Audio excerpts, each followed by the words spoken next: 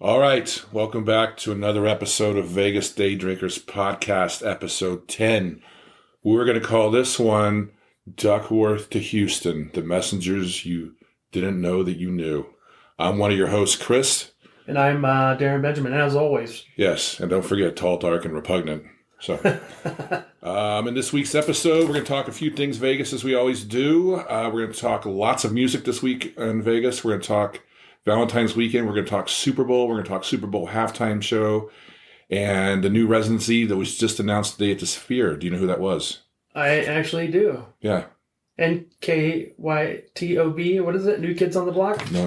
Sorry. Oh, the other boy band. Who's it? Oh, Backstreet Boys. Backstreet Boys. Oh, I was hopeful for the New Kids. New Kids are coming back to Park MGM later in the year. Can I tell you a really quick story about me? Absolutely. When I was a teenager, I won a Walkman. It was a pink Walkman, and I didn't have a lot of money, so I rocked that pink Walkman, and I remember listening to New Kids on the Block, rocking that pink Walkman. Really? Yeah. Hey, it was Seattle. I was only beaten once or twice. It was beaten, or you were beaten? Well. Yeah, but Backstreet Boys were just announced this morning. We're recording this on February 12th? It's midweek, sir. Wednesday. They're going to do some July dates at the Sphere, which will be the first boy band appearance, if you will, at the Sphere. And then subsequently, New Kids on the Block added more dates June of this year through February of next year at Park MGM. And then also just announced, too, one of your favorites, later in fall, winter, Lion King will be back at Smith Center. All right. Yeah. I love the Smith Center. Have you ever seen anything there? Absolutely, yeah. I saw Neil deGrasse Tyson speak there once. It was so cool. And I've seen a number of shows. I saw SpongeBob the Musical, which, by the way, the music for that is written by a number of rock stars. Aerosmith contributed a song. I don't think the Backstreet Boys did, but I think even the Killers did. Let's look at the camera and say hello. Hi. Hello. We're eventually going to put this up on YouTube also and stream it across other video platforms because as we try and grow this mechanism, we do want you to join the Facebook group. Did you know that YouTube is still the number one growing platform? It's amazing. And most podcasts are migrating to. Actually, more people are listening to podcasts through YouTube now. Yeah, it's something I looked at recently where there's some analytics stuff I can haven't looked at as of yet that will allow more growth. What was that? Is that your phone? Maybe. I have no idea. That's weird. Anyway, continue. All right, so this weekend just wrapped up Super Bowl 59. Obviously, I'm from Kansas City. Darren's from Seattle. Seattle's not in it, but I mean, for the fuck's sake of it, Kansas City may have well not been either because it was a beating. Kansas City. Oh yeah. Sorry. I was distracted for a second there. Do you want a hug, Chris? Because I feel like you deserve one after that. I found a bottle of Maker's Mark and had consolation on Sunday evening. I saw a video of Patrick Mahomes' dad getting drunk on Bourbon Street and getting into a brawl with some guy. It was another former baseball player. Was it? Yeah. You saw it too then? I did. I think his name was John Rocker. I'm not as familiar with the baseball guys as I am. Did he have a mullet? Because the guy with a name like John Rocker needs a mullet, right? He did. Record-setting Super Bowl for the sports books in Las Vegas. Yes. So there's 186 sports books across the state of Nevada. There was a record $22.1 million, surpassing the previous record of $19.7 million in 2014, when your very own Seattle Seahawks beat the snot out of the Broncos. Really? So there's something to be said about blowouts in the Super Bowl, and if you can hedge your bet the right way, then it's obviously more profitable for the casinos. Yeah, I wonder. So that was profit for the casinos. Yeah, so this year was $22 million. 11 years ago now was like just shy of like $3 million more. So what was the total bet taken in, the total money taken in? The total taken in this year was $152 million, which was down from about $30 million from last year. That's not worldwide, though. That's only Las Vegas. That was just, just Las Vegas. So we talked about that earlier in the week. There's obviously there was more people in town last year, so there was enthusiasm and excitement because it was the first Super Bowl in Las Vegas. In Las Vegas, yeah. Obviously that catered to have more whales coming in town. Have they announced when we're going to have another Super Bowl yet? Not as of yet. So New Orleans just passed. I believe the next one is in Los Angeles, or it flips-flops. I forget. There's another one in San Francisco, Los Angeles, or vis-a-vis, and then the one 3 years down the road hasn't been announced yet. But it's pretty much a shoo-in for Vegas. What do you think? I mean, I think before the end of the decade, yes. For sure. But But yeah, so it didn't bring in the whales as much, but however, subsequently it was a record too for the Bet MGM app. So remember the kerfuffle last year, or was it 2 years ago, when the app went offline, like right before the game? Yep. Yeah. Right. It's because one of the executives made him push out an update that wasn't tested yet. Right. And it just, oh my gosh, that was a nightmare. And much as we discussed over the weekend, the app saw more action, and with sports betting permissible in almost all 50 states, right? That people can just sit at home and bet. It's not nearly as fun as going to Vegas, but sometimes when you charge the rates that you do, it's hard to spend $400 a night when you can sit at home and just make that wager at home. Well, you can't day drink unless you go out. That's right. I guess you could day drink in your living room. That's not as fun though. Did you see the rates war slash last Thursday, I bet, to try and drive some last minute traffic on the room rates? That. Yeah, so most of the casino properties on the Strip of Fremont Street were reducing rates as a last minute grab to hopefully grab some of the Californians, which is another matter of fact of way we have not been sold out. Because obviously most people in Southern California are dealing with other issues. Well, in certain parts of LA, that's for sure. True. Last time I went to California, somebody was like, "Did you see the fires?" And I'm like, "LA is massive." Matter of fact, LA County has more people than I think like 20 states just in the LA County area. Well, I always say, like, from the time you come across the border at San Ysidro all the way up to almost basically, Santa Barbara, it doesn't stop. It just doesn't stop. Good news for Fox News and their subsequent service, Tubi, too. There was 127.7 million viewership for this year's game, up from 4 million last year when CBS broadcasted. Woo, way to go, Fox. Yeah. Foxy. Which is a good segue as you talk about the Super Bowl. What did you think of the halftime show? Wow. Let me tell you, I'm not a Kendrick Lamar fan. Never really listened to his stuff, but I know a lot of people really love him, and he's probably one of the best rappers of all time. But I had no idea there was a beef between him and Drake until I went on a little deep dive, and I found out a lot of information about that show. It was pretty controversial. Like, there's actually online, there's a lot of tit for tats, between certain groups. I'm not going to say what groups they are, but if you do go on a deep dive about that halftime show, just be prepared to see some things. As an older Gen Zer, I was not aware, and now I have been awoke, if you will. I got a question for you. Sure. Do you think after the performance that Drake called him on his cell phone? I don't think so. And then I heard that the president left after the halftime show. After the halftime performance, yeah, yes. Yeah, and I'm like, you know what I thought to myself? I'm like, I guarantee next year it's going to be all country and Post Malone. Yeah, perhaps. The funny thing is, I'm not that. I mean, I know the name in pop culture, but subsequently, Kendrick Lamar came to me via U2 because he did backing vocals on their songs of, I forget if it was Songs of Innocence or Experience in 2017 for American Soul. So as the song went out, he performs on that. Now, subsequently, interestingly enough, that was one of their most popular songs now because of the cross promotion between genres. So even though that same year on his album, Damn, the song Triple X, even though U2 is cited as the performance, it was actually just Bono. So there was kind of that crossover. Yeah. Which always makes it interesting because if you consider U2 are not relevant anymore, they always seem to be on the forefront of the music culture of who's going to be relevant and somehow trying to incorporate as the young themselves. kids, as the old people say, respect your elders. Right.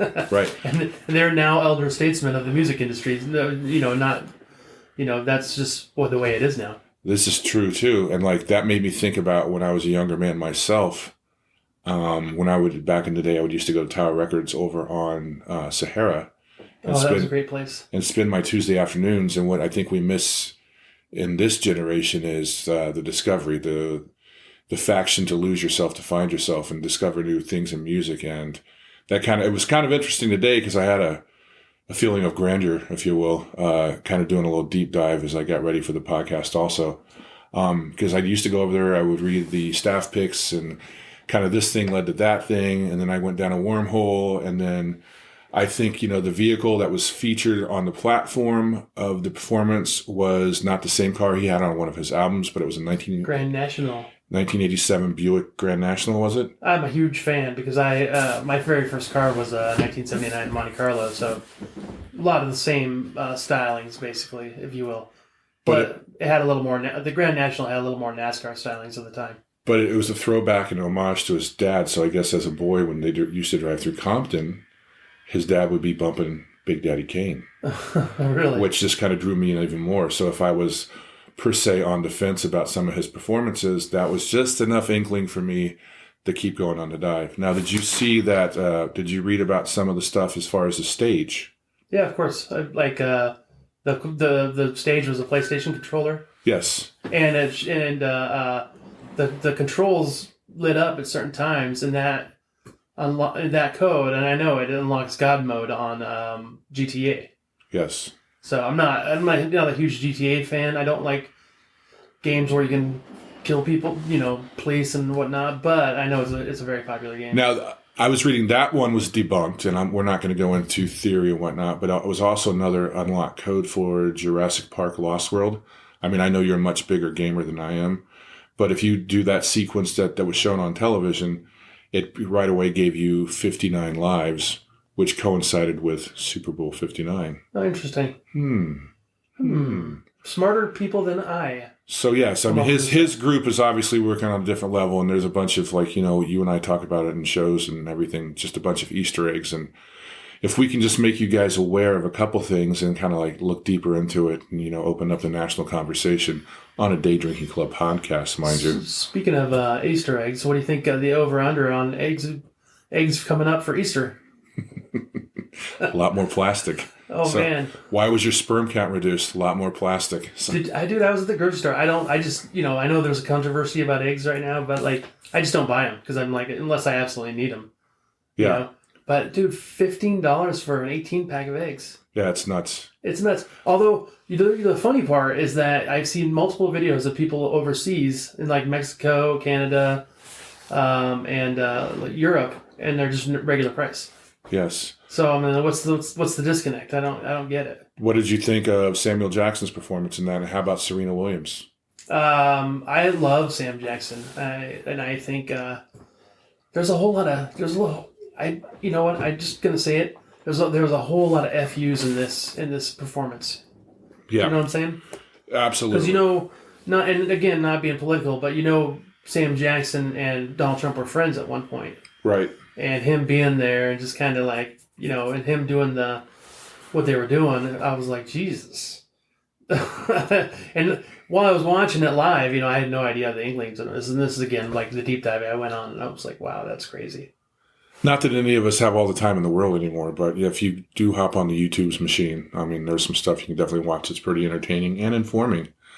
And also subsequently, if we've piqued enough interest, or disinterested you at this point. Kendrick Lamar is performing May 31st at Allegiant Stadium. Just in time for the summer session. Is it a sold-out show? I have no idea because I just don't, that's another thing with me. I'm very picky about sound and acoustics, especially now that we've been, had the experience of the Sphere, and there's definitely pockets within Allegiant, fine for a sporting event, but for a musical show, and if you go beyond a certain price point, I'm Yeah, for sure. But then I was reading a quote, too, to kind of wrap up this segment of talking about the Super Bowl and the Super Bowl halftime show. Good art shouldn't be agreeable. The fact that so many didn't like it, making it feels like the art was successful. So yes. It kind of gets you out of your comfort zone. It makes you think, what are your feels, and opens up the conversation. Do you think this was because I know they made him take those the rings at the end of the end zones, on the goalposts. They had that. It said end racism or something like that, and they made them get rid of them this year. Right. Well, yeah. They chose to get rid of them. Correct. And so this kind of this whole show was dealt with a lot of those issues. I'm like, did they plan it that way because of that, or did they just kind of just do it anyway, or and ultimately, at the end of the day. Do you think the NFL regrets doing it? Because their audience obviously is America. Right. And America's made up of everybody. Correct. And so, it's not just one way or the other. So what do you think the NFL's thinking about this right now? I think the NFL is placating to the powers that be at the current administration. And I think that as one comedian, I want to say Bill Burr, but correct me if I'm wrong, is like, if you think you're really a racist, are you going to see end racism in the end zone and stop being a racist? Maybe it was Bill Maher. I think it was Bill Maher in overtime. Yeah. Yep, but, I think you're right. I mean, again, this is, keep it on the up and up. We could do a political divide all day and, watch episodes. Well, that's not what this is. It's just about the halftime show. Oh, no, yeah, absolutely. But it's done. And day drinking. And, which after that, we should push pause and go get a drink. Jesus. Next time, this show is going to be sponsored by Jameson, and Chris and I are going to be doing some Jaeger bombs. Oh, you sweet Yagi. Everything starts with J. So this week is Valentine's week. Historically, speaking of Valentine's, Chris. Yeah. Newly married gentleman that you are. I know. Are you going to make this one special, or are you just kind of fly under the radar? I don't know who you have a hard on for this Valentine's Day, but every day is special in my matrimony, sir. Oh, yeah. Isn't that sweet? You hear that, folks? He really is a catch. Yes. So, catch me if you can. Yeah, exactly. But most your strip restaurants and your fine dining eateries are going to be sold out, as they usually are on the Valentine's Day. It's where everyone pretends to love each other, at least for 24 hours. Maybe 48. Not me. Not me. Oh, jeez. My mom. Lots of music this week, too. In one segment of the musical faction, you've got the Eagles in town, Keith Urban, Blake Shelton. As we are in Black History Month in February, we have several R&B artists. We have Babyface, we have Janet Jackson, Mariah Carey, New Edition, I believe, finishes a residency at the Wynn Theater. Talked about City of Entertainment. Yeah, and don't sleep on Warren G, because we all have to regulate. Oh, there we go. There we go. And, we're getting Hollywood 2.0 over here. Like, just this town is going on the up and up, still on the up and up. Right. Also, Sunday, just when you think everything's over, you have another Steffi Graf and Andre Agassi Pickle Jam 3 at Michelob Ultra Arena. Jam 3, so pickleball? Yeah, pickleball. So it's now it's a competitive, it's obviously it's a competitive sport, but it's it's a sport for money. Yeah, and tennis professional. This is all for charity. I believe it's a $1 million purse. Okay. All right. But obviously, they sell tickets, and that's how they raise some of the money. But you get to see former WTA stars. I saw once they set up a rink right outside the front of Caesar's Palace. It was John McEnroe and who else was there? Elton John was there. And what was the gal that wanted to play John McEnroe back in the day? What was her name? Martina Navratilova? No. Chris Everett? No, the tennis. Oh, Billie Jean King. Billie Jean King was there. 1 for 3, folks. Yeah, you got it. Where I couldn't complete it, you finished it. Yes. It was really cool. Much is to be said back to the Valentine's Day throwback. It was really cool, right on the strip too. The whole strip was the backdrop. And they had a tennis court out there. It was a really neat event, celebrity charity event. Yeah, I mean, obviously Vegas is going to be in Vegas, and these events are going to drive traffic and just create these experiences that we've talked about in other episodes. Yes, sir. That wraps up Sunday. Again, a bunch of music this weekend. Another thing I wanted to talk about, I haven't told you about this in person, but I mentioned it to you in text. You and I both work at the airport. Stop over and see Darren at A-Gates. Stop and see me in C-Gates if you're around. He's bearded and wears glasses. I'm tall and I talk shit. But for a while now, kind of one of the things I've always done with the pubs I work at is pitch marketing ideas or just do what everybody else isn't doing. And I'm not saying we have to be uniquely obtuse, but, work in a line with messages. And we had this Aperol, A-frame chalkboard outside the bar. Okay. And to whatever set event was happening, I would kind of do a punny type message on the board. So the most recent one was, too many Chiefs and not enough Eagles. That's how the saying goes, right? Watch the big game here. Well, I don't think it's offensive. Do you think that would be offensive? Absolutely not. But apparently, I don't know if it was a patron or someone from another organization within the facility. if there was, because I've watched people literally walk by and take their cameras out and take pictures of said, statements. Yeah, of course. Because it's fun. And it's, I call it a pattern disrupt. I mean, that's not my own unique term. That's a marketing phrase. But it makes them stop and think for that split second. Do I want to go to this location, or do I want to go down the hall, or do I go down the hall, or do I come back? Because you know what? That actually made me laugh. And if I can laugh and have fun here, maybe there's a bigger message. Yeah. That's kind of my mindset. So after the Chiefs defeat,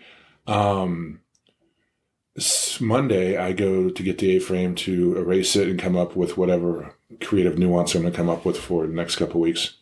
And I said to one of the servers, "Where's the frame?" And she's like, "Oh, they took it the other day." Like, "Who took it?" "Said agency." "Why?" "They quoted lease line issue." I was like, "Really?" And then it was like, "But it's been there for 2 years, so how did we just usurp the mechanism after 2 years?" But apparently it was because someone didn't like what it said, or they were jealous that it wasn't in front of their bar. There's a couple different storylines. Really? Which made me just kind of shake my head about people. I'm like, oh, God forbid that you have, individual thought and have fun anymore. Oh my gosh, that's crazy. So you don't know exactly what happened. You just know. I asked management, and they weren't in the dark about it, but they weren't giving a direct answer. But it was just kind of like, okay. So was it an executive, or do you even know? It was somebody in control, airport control. Gotcha. So, yeah. I mean, but I don't know if a phone call was called in or whatever. I mean, that's not the best story of the week, but just, I guess the message across here is don't be afraid to be an individual. God damn it. Yeah. So, yeah. I mean, we all like to use some AI now, here and again now, but still be individual and be unique, and people appreciate You know what? that. There's always a line to be drawn. Like I say, you're just trying to have fun, but every day I watch people like vaping in the halls of the airport, even though they're not supposed to, and they just don't give a crap about anybody but themselves. That's the kind of shit you should be looking out for, not for somebody trying to have a little bit of fun. Right. Right. Exactly. I mean, it's just, and I get it. If you vape, I get it. It's tough, but there's smoking areas for that. Let's talk food and drink for a second, and then we'll get to the episode wrap-up where we watch episode 4 of Cheers, season 1, titled Salmon 11. I got a new cocktail book I'll probably link to on the YouTube channel. All right. Maybe get a little Amazon stuff, but it's called Las Vegas Cocktails. It's 100 drinks, so I kind of flipped through there. It's a nice visual book. I haven't had this one personally yet. Is that a segue to go to our Amazon store, and if you buy anything, we make a small We're getting commission. There. We're getting there. Yeah. So full disclosure. But this is called, let me read my notes here, the Jardín Fresco, and that can be had at Borracha at GVR. Like, again, I haven't had it yet, but I was flipping through the books, and it was just like something to talk about. It's a variation of a margarita. The glass would be a margarita coupe, and the garnish would be a cucumber with a sliver of cilantro. So it's a little bit of a process. You're going to take the cucumbers, the jalapeno, and some lime juice, muddle it, and then put the tequila in there, the Casamigos tequila, the St Germain, and the fresh squeezed lime juice. Shake it, double strain it, so you want to have like another mesh strainer to keep the veg out, if you will. Don't want no chunks of jalapeno. Yeah, jalapeno or cilantro. TT. And then to finish it off with, take a bar spoon inverted and pour 2 ounces of Prosecco over the top, and then garnish with the cucumber. Sounds refreshing. Yeah, herbaceous. Is that a word? Herbaceous? Yes. Yeah. We need to do, maybe you guys can let us know if you're interested. Us do a cocktail, our own cocktail thing, once a month or something like that. It'd be kind of fun. Yeah. I mean, obviously there's a lot of people out there making cocktails, but we can sit there and open a can of beer. Cocktail hour with Darren and Chris. Right. Or Chris and Darren. So that's what it'll be. Before D. Another one of the features that we work on as we expand the podcast. We'd like to hear your ideas. I'm still working on the website. I know I'm behind. But the last thing in the food scene is just this morning, too, Yelp put out that 6 Vegas restaurants made the top 100 list for 2025. It's based mostly on metrics and like how many views said site gets, and obviously Las Vegas being Las Vegas. Now, this is just strictly internet, not... Correct. Okay. Correct. Gotcha. So they just look at their metrics, their analytics, their algorithm, and see... And this is like Yelp or something? Yelp data or Google? Yeah, correct. Okay.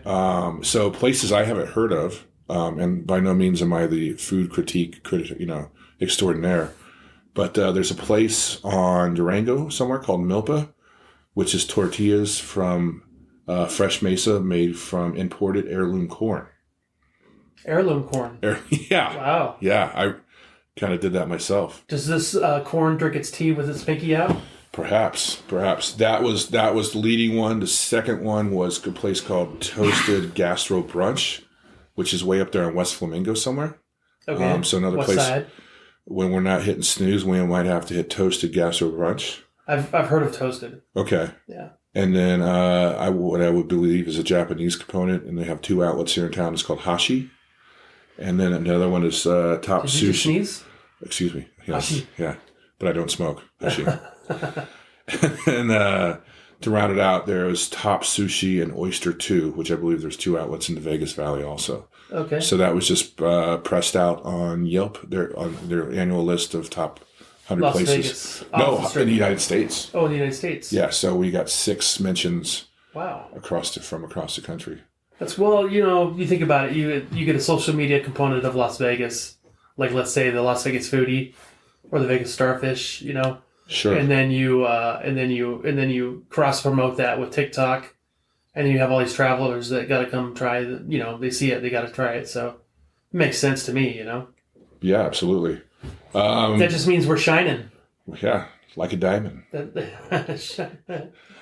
Dropping cell phone. Rihanna didn't have anything to do with it. I got a Rihanna reference in there. I got a Drake reference in there today. She didn't have anything with it. I am showing my male white privilege card right now.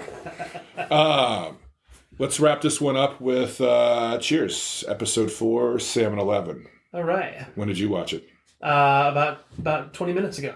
Okay. No, I actually watched it about 2 months ago. Okay. But I just rewatched it. So I thought it was not it had very good highlights, but the low was kind of like, I just wasn't a fan of that one. But I will say, just the story arc with Sam, it was just kind of depressing. Yeah. And I'm like, when you go to a bar where everybody knows your name, you're not thinking it's going to be like, wah, wah, wah, wah. Right. But it ended on a high note. It was pretty funny. But I did love the guest stars. Now, if you're old like me, Fred Dwyer, right? Mm-hmm.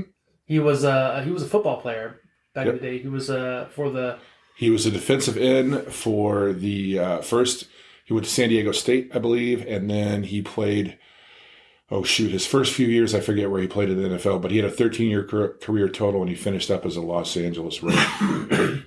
And then, and he also played a Hunter, which was a series on NBC back in the early '80s. Yeah, so which I love that. Was a series that I watched as a younger man, and I always had a little bit of a fancy for Stephanie Kramer, his co-star, which was Dee Dee. Was that her character name? I believe that's her name, yeah. It's been a long time, though, so don't, the memory's frayed. Okay.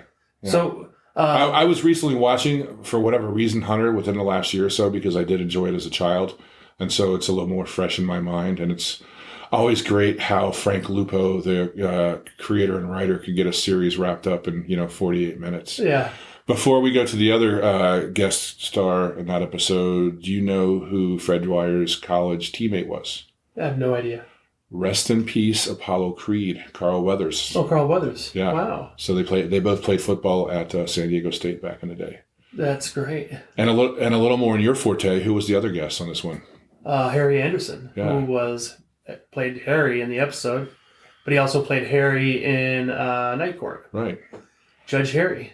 Kind of, I don't know if it was an early development deal between the writers and producers, but he was kind of highlighting what he did in real life as magic. Right? Yep. And he wasn't he? No, he wasn't a crooner.